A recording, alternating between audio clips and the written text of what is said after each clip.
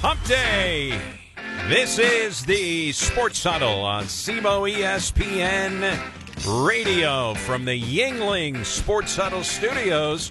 Yuengling is the iconic American lager, America's oldest brewery. Yuengling, Eric Sean, and the lead singer of the Mike Rennick Band in studio, inviting you to join us here in the Huddle. Here's our EBOMD Huddle hotline number if you'd like to jump in. It is 573-334-1220, 573-334-1220, our Huddle hotline powered by our friends at EBOMD. Major League Baseball trade deadline, 5 o'clock Central tomorrow. Lots of wheeling and dealing expected. Michael Rennick in studio. How are things? Man, I'm ready for Blues hockey. I am ready. I'm ready. I've been reading up on the prospects, some of the off-season moves they've made, and let's go Blues.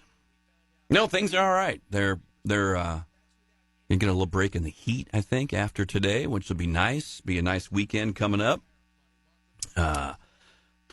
Unfortunately, didn't get a nice outcome last night in that Cardinal game, but I know we'll get to all that. But things are okay, you know. Well, we had talked about Sandy Alcantara's putrid ERA of 6.66. Okay, yeah. Let me put that into perspective. That is worse than Eric Fetty's earned run average. Yeah, right. That's tough. I mean, he has a bit of an excuse, though. I understand. Bit of an excuse, and it didn't hold up last night, obviously. And he pitched well against the Padres in his previous outing, but Miles Michaelis pitched well against the Padres. We talked yesterday, that a lot of times the guy, because he had Tommy John, right? Yeah. These guys that come back, command is their issue a lot of times. Even a control guy like Adam Wainwright. Remember when he first came back from Tommy John, man? Right. He was not. I mean, it took him a while. And what did he do? First batter last night, he hits Mason Wynn. So he didn't have great command, but he had enough to be able to lock down the Cardinals lineup last night.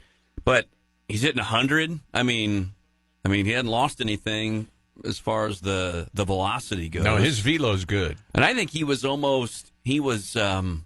effectively wild last night to a degree. I mean, he tied up Ivan Herrera, up and in on his first at bat. I think it was an ugly looking swing. Yeah, no one just looked very comfortable in the batter's box against him last night. Now they did have opportunities. Bases loaded with. It was the fifth inning, 2 outs, bases loaded, Burleson, right? And so you had some opportunities here and there. Victor, that was their best shot. Yeah, but just couldn't deliver. I mean, threw him a changeup. Yeah, he did. Low and off the plate. A tough pitch to lay off of. And I mean, if you're just starting to name Cardinals you want up in that spot, he's one of them. Yeah. The list isn't very long. I was just stunned, but Pages wasn't up. He's always up in a key spot with 2 outs. Yeah. Always. His kind of sizzle has faded at the plate, hasn't it? He's a good catcher, right. Defensive guy. Pitchers like to throw to him. He's always up in a key spot. Yeah. It just seems like he is. Yeah. But I think it was, and again, not to ambush, your agenda for the show today, which I know can be scattered at times at best. We like to get it all in. Victor Scott II had a couple walks last night. He's been getting on base a little bit here as of late. 2 steals in the game last night, maybe? Or was it the night before? Yeah, 2. Yeah, stole 2. So he's inching his. I heard him say he wants to steal 50 bags this year. I think he has a shot to do it if he can keep getting on base, but. He obviously has to continue to get on. I think he could make it if they changed the rule and you could steal first. Yeah, I'm not sure that he's gonna. Yeah, he might be able to. I thought he was going to try. He was at second on a deep fly to right center, he tagged up at second. It looked like he wanted to round the bag at third and try for what Mason Wynn had done earlier in the year and score from second on a sac fly. But there were some bright spots, because you never know if the outfielder's going to drop that ball like Pete Crow Armstrong did last night in Milwaukee on a routine freaking fly ball to the warning He's track. had a couple adventures out in center field, hasn't he? Goodness. Hasn't he? The Brewers are just better than the Cubs. Yeah. Period. Yeah, I would agree with you there. They are better than the Cubs. Now, I tried to tell you that yesterday, and you wouldn't. I think you said maybe was your response. So now you're going full bore. Brewers are better. Unless they get help at the deadline, man. I mean, they need a starter, and they need a reliever or two, the Cubs. Any chance they look for any Cardinals to help them out in the bullpen? I've got all of the info on the Cardinal players in the trade deadline because we believe it's Helsley, it's Maton, it's Matz. Those are the guys. Sure, yeah. Those are the guys. Sonny Gray reportedly met with John Mozeliak this week. I want to stay in St. Louis. Can Mozeliak say, well, maybe we don't want you to stay? John Denton, he's got a no trade. I know. John Denton covers the Cardinals, and I guess Jim Hayes as well for FanDuel Sports. Each talked with Wilson Contreras. He wants to stay, and here's the quote that was given to Denton. Contreras says he hasn't done enough for me to leave the city yet. I heard that last night on the broadcast. Yep, I heard that on the broadcast last night that he also met with Mo and said he'd like to. And does he have a no trade also? He does. He does, yeah. So the no trades are him, Sonny Gray, and Arenado. And your guy. Miles Michaelis. Miles Michaelis has a no trade. Man. Well, who's going to want him? Who's going to want him anyway? Brilliant. He probably knew going in, no one's going to want to trade for this guy anyway. So, yeah, we'll give you a no trade. So those are the guys. Okay. It's Sonny Gray last night. It's 5 innings, 3 runs. It's not a quality start. I mean, technically a quality start is 6 innings, 3 earned or less. I just think that's disappointing, I mean, kind of talked about it a little bit yesterday. I know he got the win against, San Diego, but gave up. Did he give up 5 runs against San Diego and got the win or something like that? 11 hits. 11 hits, yeah. 6 runs. I mean, Cardinals scored 9. You look at those two guys that went out last night, and I know the 6.66 ERA of Alcantara going in, but when you just think of an ace, like Alcantara is the man. He's got a Cy Young on his mantle. He does. Sonny Gray is fine, and I think we knew coming in that he'd be an ace on the Cardinals staff, but wouldn't necessarily be that.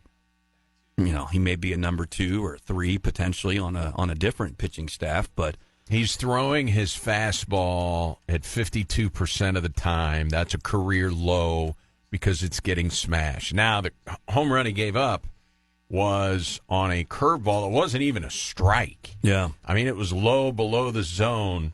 Is that Paulie who hit that off of him? You can't be expected as a major league pitcher to get Graham Paulie out in a big spot. He's the 9-hole hitter. He's never hit a home run in his life as a big leaguer. I know. But you can't expect to get Graham Paulie out. It's his 39th game as a Marlin, and he had never homered until he met Sonny Gray. Well, that inning, he gave up first ever hit for their first baseman last night. Wagaman. Was it Wagaman? Yeah. Okay, first career base hit. I think that was kind of a hanging breaking ball, if I remember. That was a neat moment. Of course, the Cardinal television booth loved it. I'm sorry, it was Troy Johnston. Wagaman came in for Johnston later in the game as a pinch hitter. But the guy's 28. He played in 700 minor league games. Yeah. His family's at the ballpark. Did you happen to see any replays of his family when he got his hit? Yeah. Well, that was cool. was pretty neat. I like that about baseball. I agree. But and Kerry knew that he was angering some Cardinal fans. Yeah. Why are you celebrating the kid? Yeah. And he's like, I understand, we are Cardinal broadcasters, but it's a cool moment. But trust me. But you didn't like the Paul Skeens cool moment, did you? To give Skeens a standing O because he'd no-hit the Cardinals through 5? No. Okay. Anyway, that inning, he gives up a base hit, MLB first for Johnston. And then a 2-run bomb for Paulie, his first home run. So a lot of firsts in that inning. That equaled 2, unfortunately. And that was all they needed. That was it. You want to hear from Sonny Gray?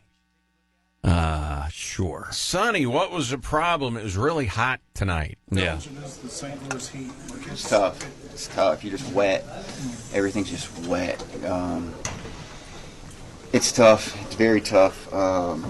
Everyone's dealing with it, obviously. So it's not, it's not just like everyone is dealing with it. But it's tough. It's tough to grip anything. Everything's wet. Everything's wet. It is a real challenge and something that I've tried to overcome in the past years prior, just throughout my career. And it's tough. It's wet, Mike. Yeah, it's wet. Yeah. They stopped putting rosin bags out on the mound. Did they stop? Yeah. Oh, they're out there. Yeah, they're out there. Yeah. Yes, they are, Sonny. It's probably pretty wet for Alcantara also. Why would you want to stay in St. Louis if you're going to pitch in this heat and humidity for most of the season? Did you hear the quote from Ryan Helsley to Derek Gould? He's preparing to be traded, but he would certainly consider re-signing with the Cardinals in the offseason. You buy that? I know I'm being Mr. Skeptical here, but really, does anybody think Helsley wants to come back to St. Louis? I don't know. I mean, maybe. Sonny Gray wants to stay. Contreras wants to stay, so maybe he would. And if the price was right. As John King's warming up, Chip Carey talked about, boy, he'd be a nice trade piece for some team, talking about potentially, and then all of a sudden, oblique grabs John King, so he's removed from the game. Here is the Cardinal manager talking about John King's injury and then Sonny Gray's wet outing. Don't have a ton of info on it just yet, other than we're hoping it was more cramped than oblique. He's getting tested at the moment, and then I'll have more. Yeah, I thought he competed well through the conditions. You can tell he was kind of laboring through that outing, but he gave us everything he had in order to give us a look at it. I mean, he gave us 5, allowing 3. If you look at, overall, I feel like when you look at his career, especially the last several years, July hasn't treated him well, but he bounces back and does a really nice job. So we're looking forward to that next one. Yeah, he did a nice job. The changeup was a real pitch for him. In the first, you can tell he was feeling his way through it, even the first hitter. And then he settled in after that. He'd be a little ticked up to 97, some 99s. The changeup was real, 92, 93, and did a nice job with it, keeping it at the bottom of the zone, and kept us from doing a whole lot. He's always on the attack. He's not going to scare, which is great. And that sinker at that velo plays well. He spins it off of it, but we've seen him now a couple times, and every time I trust him in certain situations. He's someone that you continue to give opportunities to. I think he'll open up some eyes. Yeah, absolutely, man. This is a guy that's what I love about him, how hard he plays, and I thought for a second there that the knee gave out, so thankfully it didn't.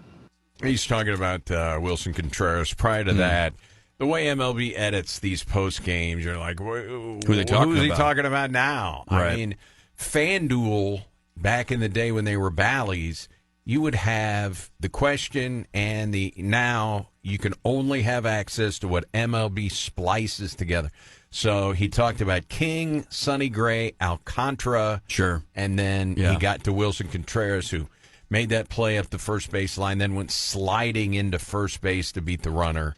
And he thought, maybe he's hurt. He's not. So there you go. It's never a good idea to slide into first base. It seems like it always brings injury. Do you remember to whoever does that? You remember what Cardinal was the king of going head first into first base?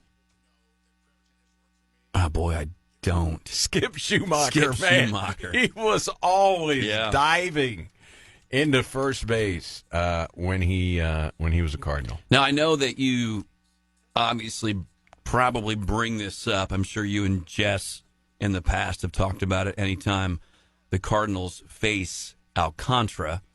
And, I know Jess was always like, don't give up the arms, don't give up the arms.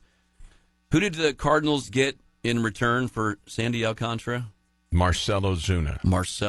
Let's not forget, it wasn't just Sandy Alcantara, Cy Young winner, also Zach Gallen, who started the All-Star game. That's correct. Yeah. 2 years ago. Right. Yeah. Remember the play?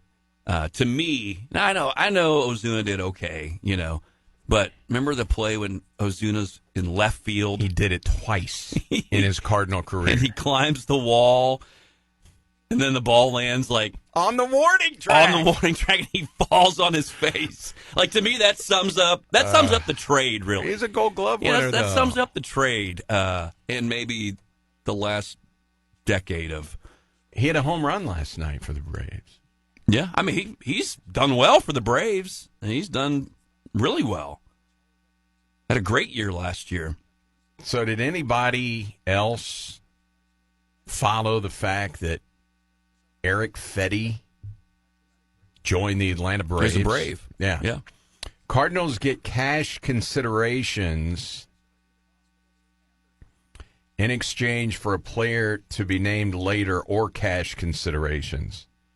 Atlanta moved Grant Holmes, one of their pitchers, to the 60-day injured list.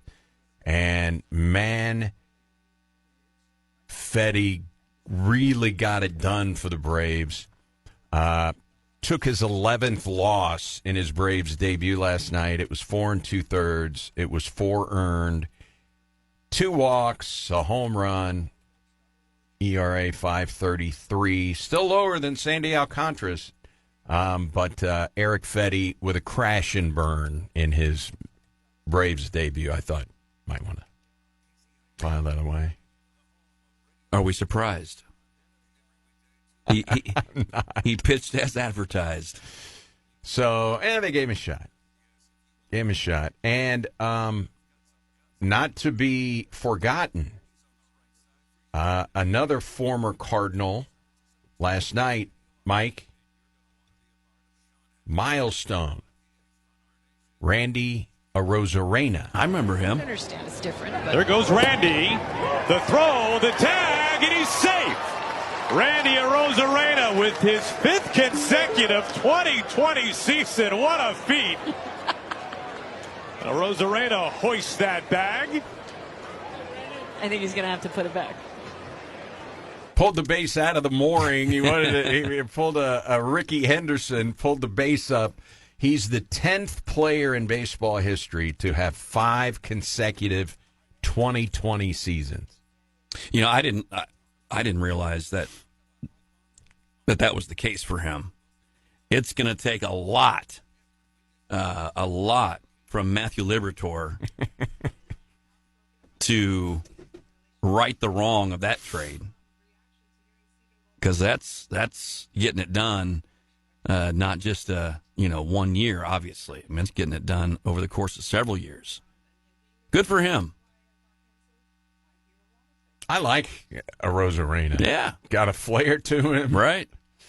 You want some more former Cardinal news? Let's just pile it on. All the right. Fetty news was pretty good. Okay. Arozarena, not so much. But yeah, let's go another round. Tommy Pham. We like Tommy Pham. Sure. Okay. Yeah. Liked him when he was here. Yeah. Liked him when he came back. Tommy Pham, in case you haven't been paying attention, since June 22nd, he's hitting .409 with 36 hits, 4 home runs for Tommy Pham, 20 RBIs, and an OPS of 1113. Let's just revisit Tommy Pham. The The last several years at the trade deadline. The trade? 2022. Traded from Cincinnati to Boston at the deadline. 2023, Pham. Traded from the Mets to the Diamondbacks at the deadline. Diamondbacks went to the World Series. Last year, Pham traded from the White Sox to the Cardinals, waived in August, claimed by Kansas City, who reached the American League Divisional Series. This year, Tommy Pham traded from Pittsburgh to... You think he's getting moved? Oh. But he's with Pittsburgh It's an right annual now. ritual. He gets traded at the deadline every year. Yeah, I think he's getting moved. And he's hot. 409 since June 22nd. Thought maybe you'd like that little nugget. Well, he's getting his trade value up there. So this is today from ESPN's Buster Olney with regards to Ryan Helsley. Okay? Buster Olney. For a lot of this season, rival executives weren't sure if the Cardinals would trade players at the deadline because their perception was the organization wanted to have as good of a season as possible in John Mozeliak's last year running baseball operations. Where do they get that idea? They weren't sure if closer Ryan Helsley, a free agent to be, would be dealt. As recently as a few days ago, it was still unclear to some teams whether Helsley would be moved. He goes on to say, but Tuesday morning, multiple executives said the Cardinals are exchanging names and appear devoted to moving Helsley, though the offers for him might not be as robust as they had hoped. Helsley's strikeout rate is down. He has given up a higher percentage of home runs. His ERA has climbed. Quote, he's not having the lights-out season we've seen from him before, one evaluator said. The Tigers, Mets, Yankees, Mariners, Dodgers, Phillies, Blue Jays are among the contenders looking for relief help. Buster Olney. Katie Woo this morning in The Athletic.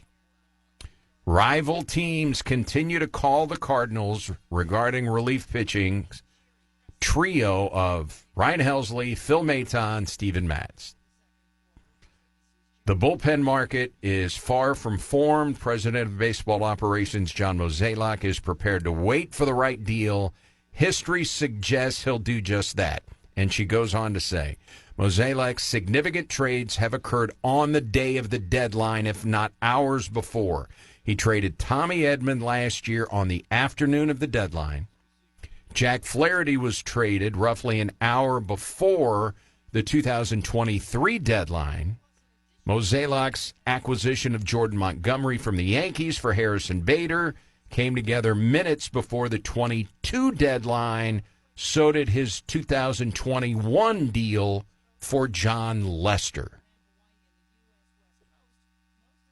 So in case you forgot about some of those deals, he has always made deals right at the deadline. He's a deadline guy. Yeah. Now, Katie Woo goes on to say the Cardinals hold considerable leverage when it comes to their relievers. Several teams are in the mix for Helsley. The Phillies, Dodgers, Mets, Blue Jays, Tigers are all believed to be in on the two-time All-Star. Philadelphia's interest in Helsley dates back to last offseason.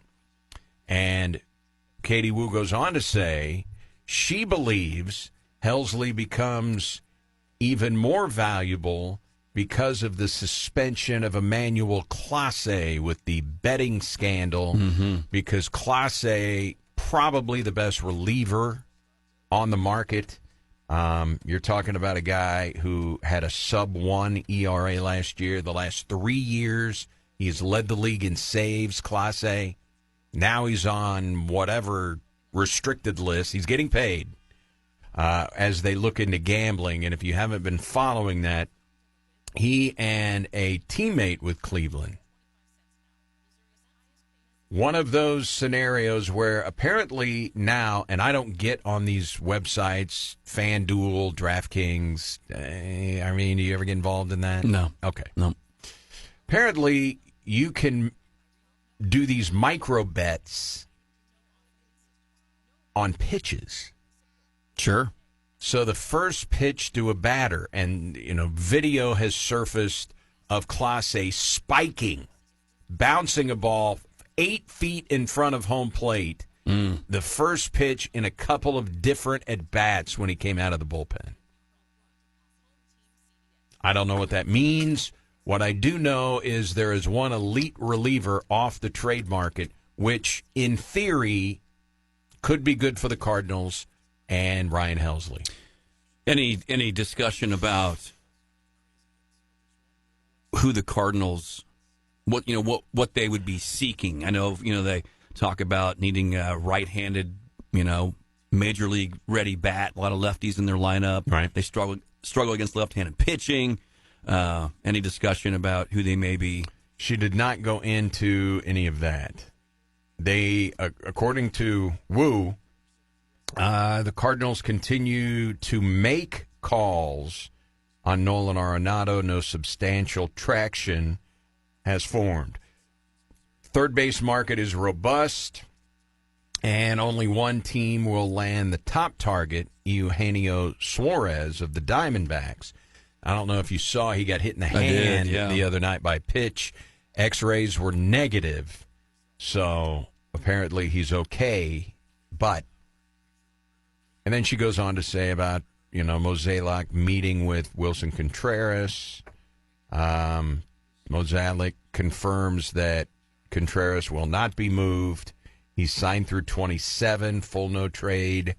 And the remaining guys, Gray and Michaelis, unlikely to be traded as well. What about Arenado? She mentioned him? As unlikely? No substantial traction has formed, despite the fact the Cardinals are continuing to make calls about him. You mentioned... She didn't say take calls. She said the Cardinals are making calls about Arenado. You mentioned Contreras, and he's having a decent year, right? Would you say? Kind of a decent year. I think you really have to be impressed with his move to first base from catcher. It's obviously kept him on the field. I mean, I think he's played more games up to this point before August than ever. He's more athletic than I think people give him credit for. Yeah. That's one thing I've noticed. His footwork has been good. That's a catcher now. I know you got to have footwork as a catcher, but it's a different kind of footwork. Right. Right now, for Contreras, it's a 790 OPS. 716 is the major league average. His career OPS is 812.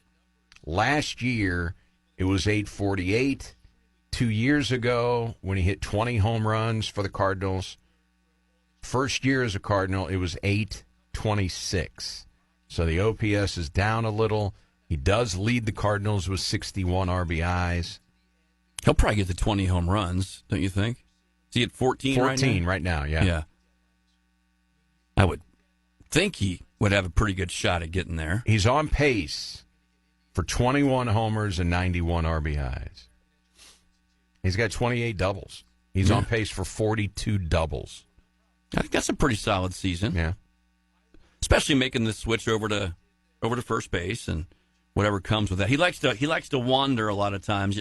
That ball that would I know they always tell, third base, first base, go get what you can get, that sort of thing, but there's a couple of times where was it Sonny it's a Gray's ground ball right to the second baseman, and Yeah, he it made was Gray's last start. Yeah. And Donovan's playing second. That's a ground ball right to Donovan, Right to him. and he's way over there. Yeah. He fields it and then throws it behind Gray, who did get a glove on it, goes for an error. But,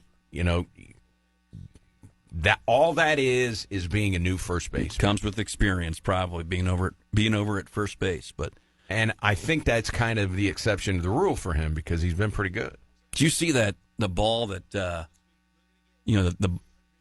those balls that go into no man's land? There was, I can't remember who the batter was last night for the Marlins, but little pop fly, between down the the third base line, behind third base, obviously well short of making it out to left. I think Burleson was out in left field. Mason Wynn, the ground that he covered, he was basically, with playing the shift as much as they're able to, basically playing as close to second as he could and still be considered in the shortstop position, and just covered tons of ground.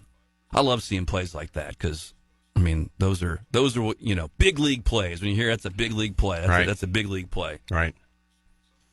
So we had mentioned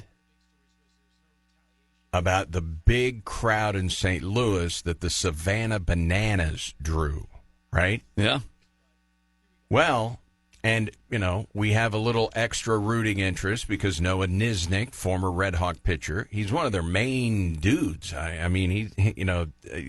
a pretty good dancer. Yeah. You don't know if a guy's a good dancer or not, but, you got to be a good dancer to be a Savannah Banana.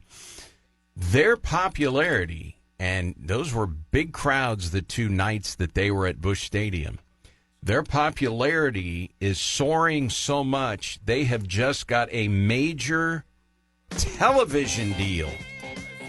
Tell you about it when we come back. And have you had a chance to check out Happy Gilmore 2 yet? Are you interested?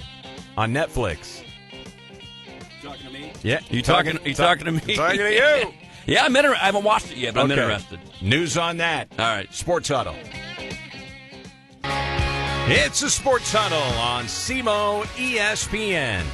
1220 AM, 93.5 on your FM dial, and we're always online at SEMOESPN.com. We're broadcasting from the Yuengling Sports Huddle Studios. Yuengling is the iconic American lager, America's oldest brewery, Yuengling. And don't forget Cape Catfish baseball tonight. Mike, it is the final regular season home game for the Catfish tonight, 6:35 against Rex Baseball. I think that is who they played on River Radio night. They did, yeah. Lost that Terre game. Haute. Terre Haute. From Terre Haute. And then they had just played them in a doubleheader, I think. Was it a week ago today, maybe? They had the doubleheader and swept the doubleheader. Man, it's hard to believe that season. That season is a sprint. I think so. No days off. I think Mondays are off for the league, or typically for the league, and hard to believe it's winding down. And then obviously they got, they're in the playoffs starting and they've Friday. got the O'Fallon Hoots on Friday for the playoff game. I didn't think they were going to lose again. Did you see? Yeah, they had a 16-game winning streak. Yeah, that's right. Yeah. But guess what? The Hoots have lost 3 in a row. Good Oh, timing. wait, I'm sorry. They've won 3 in a row. Sorry. They had the 16-game winning streak snapped. Okay. Sorry. Thrillbillies have lost 7 in a row. But in their last 10, they're 9-1. O'Fallon is the hottest team in the league. And the Catfish have lost 2 in a row, so they'd like to grab a little momentum tonight. They got 1 game tomorrow night on the road, and then it is the playoff game on Friday. So they've got 2 games left, trying to grab a little momentum before O'Fallon comes in here. And I'm sure Gary McClure's, whoever his ace, his top guys that he wants to have rested and ready to go for that playoff game, I'm sure he's setting up his, because at least right now, they're not going to catch the Hoots for the second half title, but they don't have to. They get to host. They won the first half. So you got to think right now that Gary McClure is getting his pitching lined up as best he can, right? You would think so. Trying to get some of these guys to stay sharp, at the plate in terms of the lineup, and seeing if they can knock off the Hoots on Friday night. Mm-hmm. And you said that we're going to get a weather break. It's gonna be 80 for the high on Friday. The weekend's gonna be, actually, it's gonna kind of start, I think, tomorrow. Be mid 80s. A little bit of rain overnight tonight, though, and then cool off for the weekend. I like it. It'll be good. So we teased this before break. The Savannah Bananas are so popular, Mike. TNT Sports has added 19 Savannah Banana games to True TV. They run True TV. 19 games will be broadcast for the Savannah Bananas on True TV and HBO Max. Starting when? That's what I'm looking at. Including the first ever Banana Ball Tour Championship in October, visiting MLB stadiums throughout the U.S. It starts August 16th. Wow. True TV, HBO Max. The package of games start on the 16th and follow the Bananas as they travel through MLB stadiums, including Rate Field for the White Sox, the Pirates, PNC Park, Padres, Petco, Yankee Stadium, the Seattle Mariners home park, T-Mobile, the Astros Stadium, which is now called Dakin Park. Raise your hand if you knew. It's not Minute Maid anymore? No. Okay. Apparently not. And they've already been to Busch. They have. So we know that, but I don't think. Did they have TV for that? Any of those games? Mm-mm. Maybe you could watch it online, maybe on their website or something like that. I don't know. Anyway, they will be finishing their run on ESPN on August 15th. And the CW recently aired a Bananas game July 27th. The deal, though, with True TV is the most extensive that they have ever struck in terms of volume of games, 19 of them. And that's fantastic. I mean, if you're TNT, you lost NBA basketball. A lot of the live sports is really what people are viewing TV for these days, given so many things moving to the stream side. So probably a good opportunity for them to jump on to one of the hottest sport franchises that's out there. I mean, it's hard to argue with the success that they're having and the appeal and the fan draw. And probably, I'm sure there are plenty of fans, the vast majority of fans probably like baseball. But how many fans are they drawing in that would never sit down to watch a baseball game? Yeah. Probably a ton. And I think that's... As proven by the sellout at Busch Stadium. Absolutely. Yeah. And that wasn't a cool weekend either. That was a hot, humid weekend. But I bet you just the average age of the people that went through the turnstile, younger. Than maybe a regular Cardinal game. And I think you and I talked about it after the series, and I don't know how, but how could Major League Baseball kind of try to grab on to some of that energy? Because I mean, the energy has been fading away from the nation's pastime, all that stuff. That baseball is often described as. So nationally, in-game attendance up for baseball, television ratings up for baseball. So these doom and gloomers, prove it to me.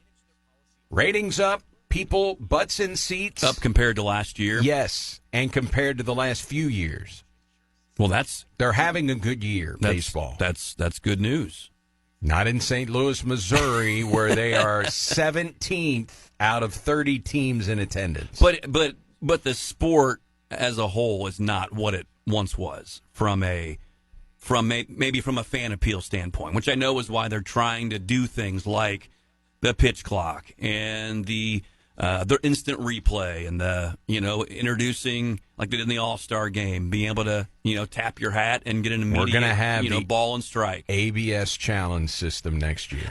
So I think you got to embrace those things. I mean, you got to embrace those things to keep relevant, and it sounds like some of that is happening. And I think maybe they need to implement, catch a foul ball in the stands, automatic out or something like that. Maybe next couple of years. Yeah, for people that don't know, if you're playing in a Savannah Bananas game and you foul a ball into the seats, if a fan catches it before it hits the ground or a seat or if it's caught, the batter is out. Yeah. I mean, just one of the cool rules that they've got, or different rules.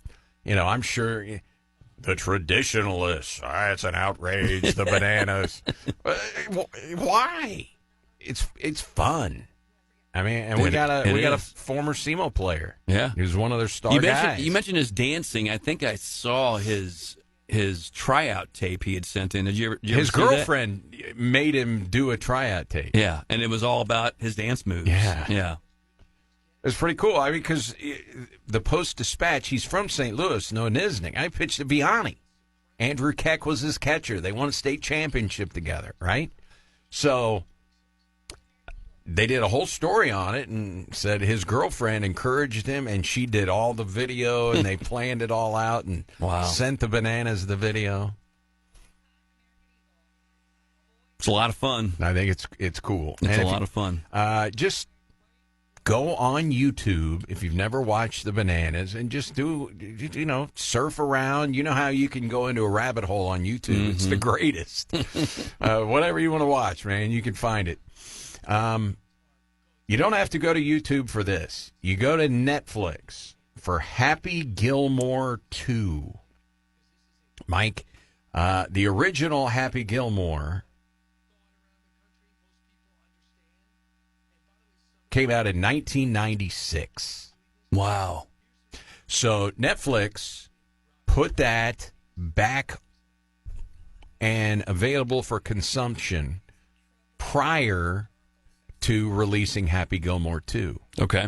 And people who were in anticipation of Happy Gilmore 2, 11.4 million viewers viewed the original Happy Gilmore over the weekend.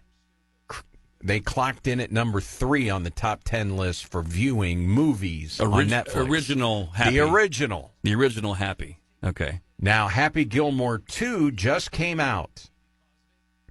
It shattered an opening weekend record for Netflix. 46.7 million views in its first 3 days. Jeez. It was the biggest U.S. opening weekend for a Netflix film on record, shooting up to number 1 on the streamer's top 10 chart, 46.7 million. And they define views as total hours watched divided by the total running time, meaning that it's not 46.7 million people who simply clicked on the movie and watched a few minutes. It's the approximate number of viewers who completed the entire film. Man, that's massive. It's pretty big. I don't know where I didn't even know it was coming out. I don't know where I was. Okay. Now yeah, they've been promoting it for a while. Well, on Netflix? Yeah. Well, I don't do Netflix. Outside of Netflix, on some of the major television networks. Yeah. And, Dan Patrick makes a cameo. All these people make cameos. The whole movie is about cameos. That's what I heard, yeah. Yeah. And, I've read a couple of reviews. I have not watched it yet. I have it downloaded on my iPad. And as I am headed to Florida on Friday because the Squirrels are playing in the World Series, not only am I flying down there, but then I'm riding back with the team. They've got a team bus, and so they'll be headed back whenever they're eliminated from the World Series or they win the World Series. Either way. But it is safely downloaded onto my iPad, and it is going to be travel viewing either on the plane or on the bus back. That's good time to do it. That seems like that's usually the only time I watch a movie is on a plane or something like that. So I've read several reviews, and people are like, if you go into it knowing what an Adam Sandler movie is all about and all of the cameos and the whole thing, you'll have a fun time watching. If you're a fan of Sandler, you're a fan of the original Happy Gilmore, you like Adam Sandler movies, then you'll love Happy Gilmore too. You go into it as a serious golf guy. Come on.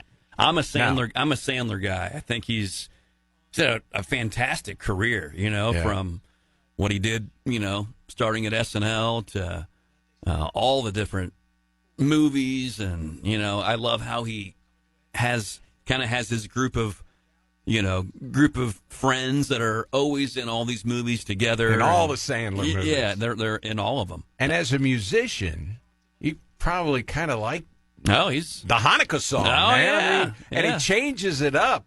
Yeah. He's made it a little more modern. Some of the original references, some of them have passed away now. And so he kind of updates, Little Lunch Lady Land.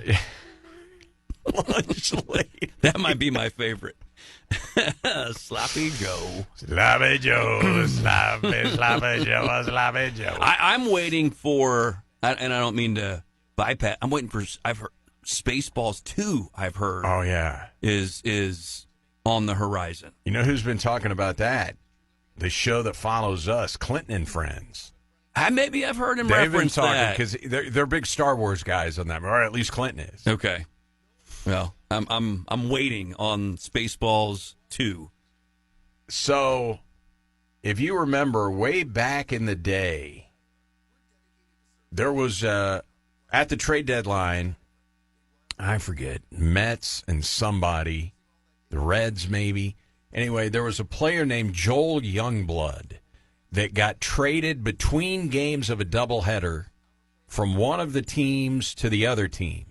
And he went into the other clubhouse, and no, I think he had to take a flight. That's what it was. He got traded.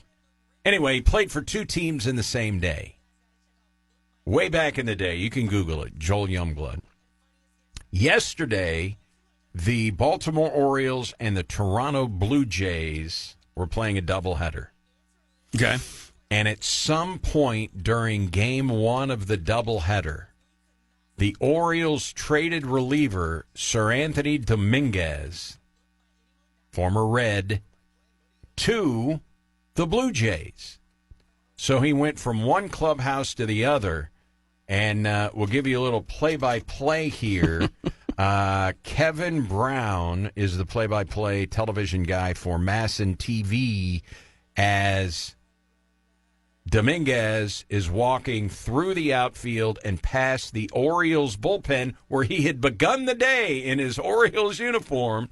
Now he's got the Blue Jays uniform, and he's walking past the Orioles bullpen. This was in between innings. Sir Anthony walking out, enjoying the view in blue, and then getting razzed by his former teammates. Keegan Aikens holding out three fingers going, "What are you doing here in the third?" Oh, it's funny. Three? Really? Andrew Kittredge, who probably assumes the role of Orioles closer. Yeah, then he hugs Andrew Kittredge, former Cardinal, who is now a member of the Orioles. And wouldn't you know it, in game two, late in the game, Toronto and Baltimore tie game. They bring Sir Anthony Dominguez in a Blue Jays uniform, and he makes his debut. North-south action. Got him. Went right back to it, and 2-2 to Holiday. Got him. Look at the action on that splitter. He strikes out Holiday. So he strikes out Jackson Holiday. He gets 2 Ks How bizarre in his is Blue that? Jay debut, and that was, he strikes out Holiday to end the inning, so he's headed to the dugout. Man. That's kind of unreal. I think it's good stuff. It is. Baseball is a business. Yes, it is. Mark Feinsand, baseball reporter, has tweeted this out. Ryan Helsley is one of the most popular trade targets, with no less than a half a dozen teams interested to varying degrees. Yankees, Mets, Dodgers, Phillies, Rangers, Blue Jays, all teams in the mix. Although Texas lost again last night, they're on the periphery of maybe not being in it, but they could be. They've got enough pitching. Their offense just kind of stinks. Yeah. But they've got a great manager in Bruce Bochy. See what happens, huh? Yeah. So you got Buster Olney, who said, I think Helsley's trade value has gone down a little bit, and Feinsand saying he's one of the most coveted guys, and I think there will be teams that are in the mix that want to strengthen their bullpen. They may not need a closer. Well, he could be an eighth inning guy. Right. He got the 2 saves and the Padre wins. Those were back-to-back saves. Hadn't pitched since then. I don't believe so. At least not that I can recall. Maybe he did in one of the. I believe there's no chance. Cardinals have a 1-run lead in the 9th inning tonight. He's not pitching. No, he's going to get traded. Yeah, but anyway, his last 2 games, he did well. Yeah, he went out and did pretty good. And maybe they're like, all right, that's where he's at right now. We'll keep him there until 5:01 on the 31st of July. Kind of like... And they're off tomorrow. They have an off day tomorrow. That's correct. Yeah. Kind of like what I was thinking with Alcantara. You're going to see this guy's best effort. He wants to get the heck out of Miami, man. I can't prove that.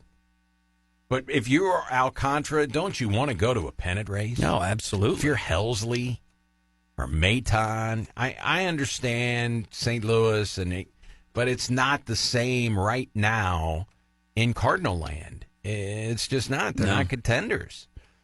I know it's just 4.5 games out of the wild card, but if you have a chance to be in a pennant race, and the one time Helsley got to pitch in a playoff game, he had his finger was messed up, and so you would think these guys, Matz, Maton, Helsley, the big 3 who are likely to get dealt, would probably like to get involved in a pennant race. You would think so.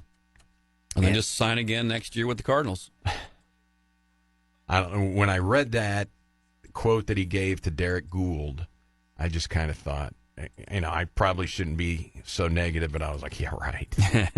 I didn't invite. He said he is open to then re-signing with the Cardinals if indeed he gets dealt.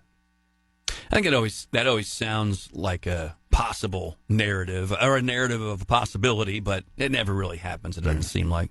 So a lot of times on a Wednesday when you're wrapping up a series, it's an afternoon game, or they call it getaway day. Not the way it is for the Cardinals tonight. It's a 6:45 first pitch, because then they're flying to San Diego for 3, and then they are at the Dodgers for 3 before they come home and see the Cubs for 3. So they leave tonight. They make up time in the air on the way to the West Coast and have the day off tomorrow. Miles Michaelis, Cal Quantrill, 6:45. 10 minutes before that, we've got Catfish Baseball. Rusty Hendricks will have the call here as Rex Baseball is in town, and the SEMO football team is out on the field as we speak. Camp is open. We had Tucon yesterday, 28 practices leading up to the big game at the Arkansas State Red Wolves August 30th. Starts that busy, exciting time of late summer, early fall sports. Did we forget anything? No. Okay. We're on it. We got it all. All right. Hello to the radiant and ravishing Dawn Shawn. She is stressed out about our air conditioning. Have you ever heard of American Home Shield? Anyway, they're a warranty company. They warranty things that you've got in your home. And now they are trying to tap dance out of replacing our air conditioning unit. So that's stressing her out. I think they're going to, eventually these professionals have said, hey, it's an old unit. It's time to go. It's not cooling the home like it needs to. I think they're going to step up and do it, but this is stressing her out at the moment. So we hope she has a nice, stress-free day today. Yes. All right, and you've got Lions Club today. We do. That's right. What gave it away was the Lions Club polo. That's what will do it. All right, we got one final Sports Huddle. That's tomorrow. Mike, we'll see you then. See you. Stay tuned. Clinton and Friends next. Enjoy your hump day, everybody.